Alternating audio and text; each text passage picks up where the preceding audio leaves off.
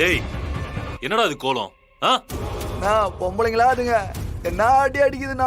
Karate ஃபைட்லாம் கத்து வச்சிருக்குதுண்ணா. அதுலயும் அந்த பொண்ணு இருக்குதே, அதான் அன்னைக்கு உங்ககிட்ட வம்பு வளர்த்துச்சு அந்த பொண்ணு வீரா. தம்மா துண்டு இருந்துகிட்டு மூஞ்சி முறையெல்லாம் பேத்துருச்சுண்ணா. மூஞ்சில எப்படி வீங்கி இருக்கு பாருண்ணா. 2 பல்லு வேற அங்கேயே வீழ்ந்துருச்சு.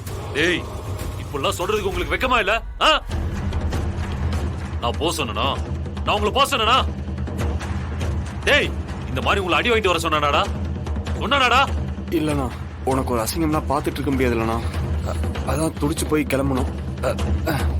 இப்படி ஒரு சம்பவமா ஆயிப்போச்சுண்ணே. என் மூஞ்சிலேயே முழிக்காதீங்க, போயிடுங்க. டேய் போங்கடா. வாங்கடா.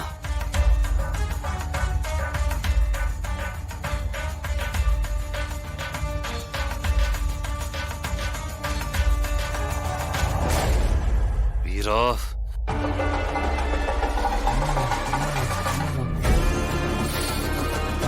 உனக்கு எனக்கு இருக்கிற இந்த கணக்கை நான் முடிக்காம விட மாட்டேன். என்னைக்கா இருந்தாலும் இதை நான் 100 மடங்கா திரும்பி கொடுப்பேன்.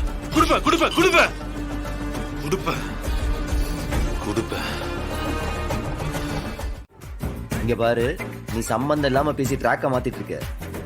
நேத்து வீடேறி அடிக்க வந்திருக்கானுங்க, ஏன் என்கிட்ட சொல்லல? அதெல்லாம் விடு, நீ அவனுக்கு அட்ரஸ் கொடு, நான் பாத்துக்கிறேன். அதெல்லாம் நான் பாத்துக்கிறேன். நீ ஏன் எனக்கு போன் பண்ணல? அதுக்கு நீ ரீசன் சொல்லு. சுத்தி சுத்தி அங்கேயே வந்து நிக்கிறாள. ஏன் போன் பண்ணலன்னு கேட்டேன், ரீசன் சொல்லு.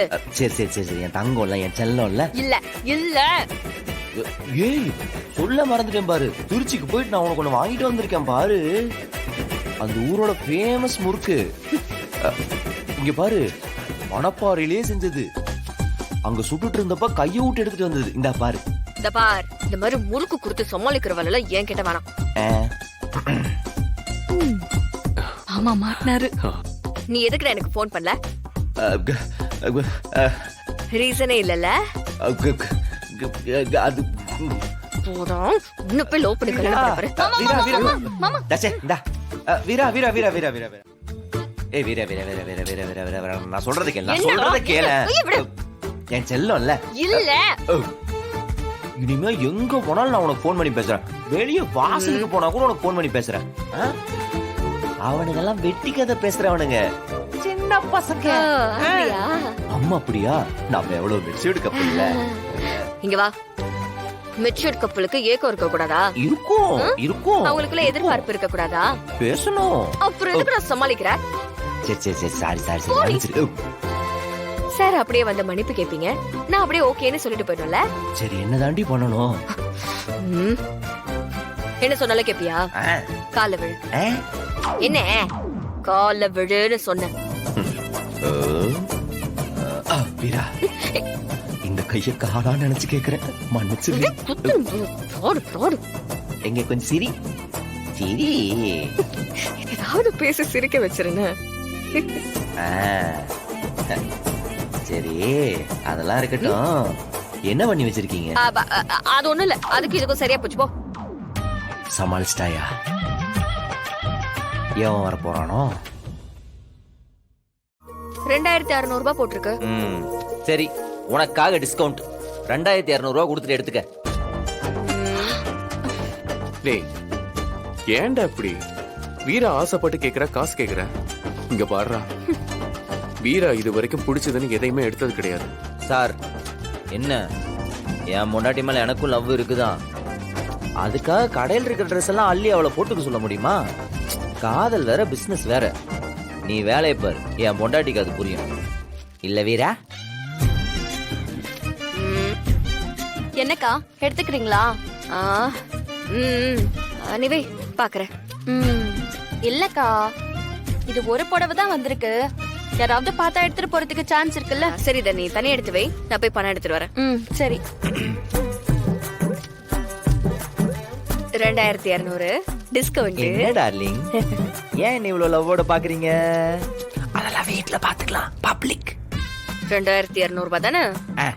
பணத்தோட வந்து எடுத்துக்கிறேன். போ.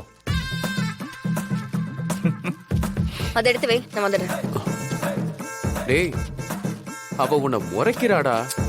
தெரியும்டா, எங்களுக்குள்ள முறைக்கிறது கூட லவ் தான். நீ போய் வேலையை பாரு போ.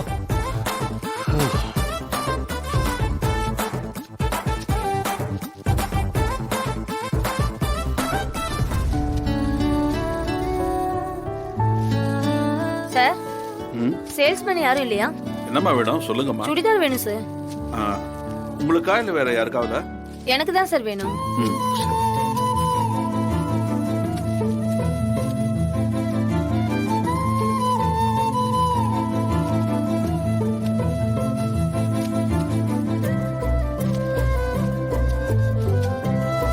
டேய் ஆ?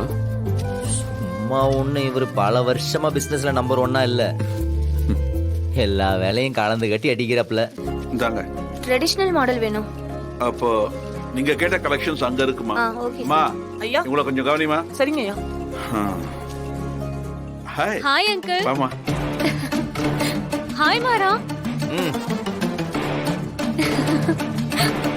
இவளா இப்ப என்ன பிரச்சனையோட வந்திருக்கான்னு தெரியலையே. அப்பா எப்படி இருக்காருமா? சூப்பரா இருக்காரு அங்கிள். அப்பா உங்களை மீட் பண்ணணும்னு சொன்னாரு. ஓ, என்ன விஷயமா? அது ரொம்ப முக்கியமான விஷயமா. அப்பா உங்ககிட்ட நேர்ல பேசணும்னு சொன்னாரு.